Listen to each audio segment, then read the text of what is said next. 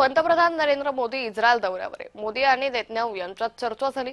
Bharat Israel संबंध आणखी यामुळे दृढ होतील। ज्यू समुदायाचे भारताच्या प्रगतीत योगदान असल्याचं पंतप्रधान मोदींनी म्हटलंय। भारत दीर्घकाळापासून दहशतवादाने ग्रस्त असल्याचंही त्यांनी म्हटलेलं आहे।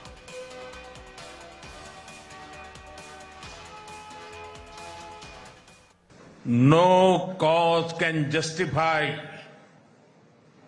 the murder of civilians. Nothing can justify terrorism. India has also endured the pain of terrorism for a long time. India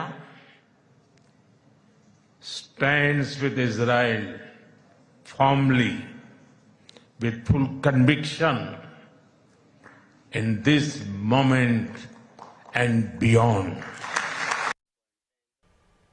पंतप्रधान नरेंद्र मोदी यांचं इस्रायलच्या संसदेमध्ये उत्स्फूर्त स्वागत झालं। इस्रायलच्या संसदेत मोदींनी इंग्रजीमध्ये भाषण करत आपले विचार मांडले। भाषणानंतर इस्रायलच्या खासदारांनी मोदींना गराडा घातला। अनेकांची यावेळी मोदींसोबत सेल्फी घेण्यासाठी चढाओढ लागली होती। भारत इस्रायल संबंध दृढ करण्यासाठी भारताचे पंतप्रधान नरेंद्र मोदी सध्या इस्रायलच्या दौऱ्यावर तेल अवीव इथं पोहोचले।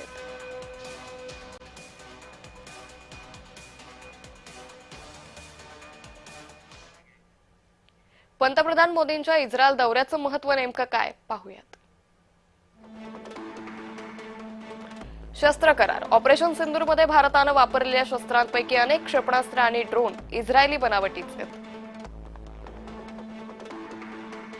अशाच क्षेपणास्त्र आणि ड्रोन खरेदीबाबत महत्त्वाचे करार अपेक्षित आहेत।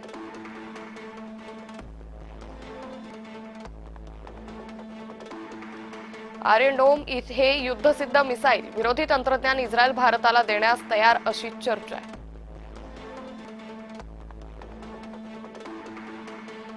आयरन डोम प्रणाली मेक इन इंडिया अंतर्गत भारतात बनवण्याचं सरकारचं उद्दिष्ट आहे।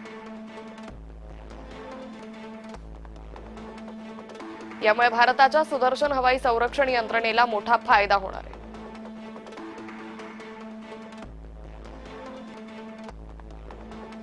इस्रायलने हे तंत्रज्ञान आतापर्यंत कुठल्याही अन्य देशाला दिलेलं नाही।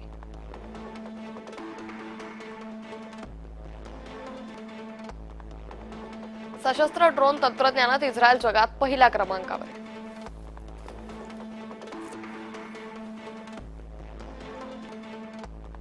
त्यामुळे ड्रोन क्षेपणास्त्रांचे करार भारतीय संरक्षण कंपन्यांना फायद्याचे ठरणार आहे।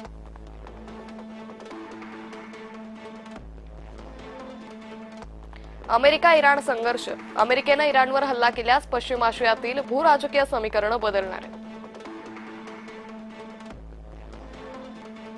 त्यामध्ये इस्रायलची भूमिका महत्त्वाची आहे आणि त्या देशावर होणारे परिणाम दीर्घकालीन असतील।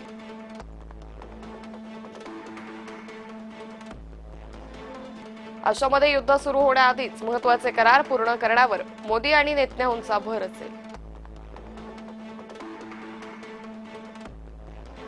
भारतासारखा शक्तिशाली देश आमच्या पाठीशी आहे हे नेतन्याहू यांना त्यांच्या शत्रू राष्ट्रांना दाखवून द्यायचंय।